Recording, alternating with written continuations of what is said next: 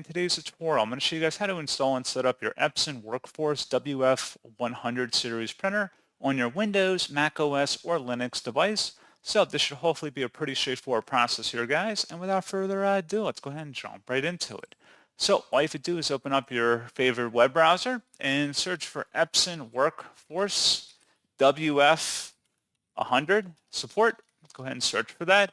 One of the best results should be an Epson domain. This is Epson WorkForce WF-100. Go ahead and open that up.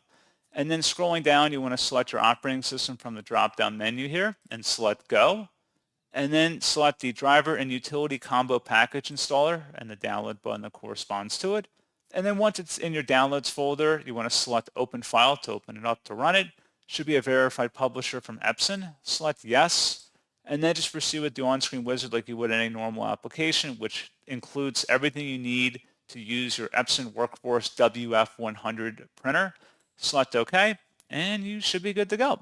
So, as always, thank you for watching this brief tutorial. I do hope that I was able to help you out, and I do look forward to catching you all in the next tutorial. Goodbye.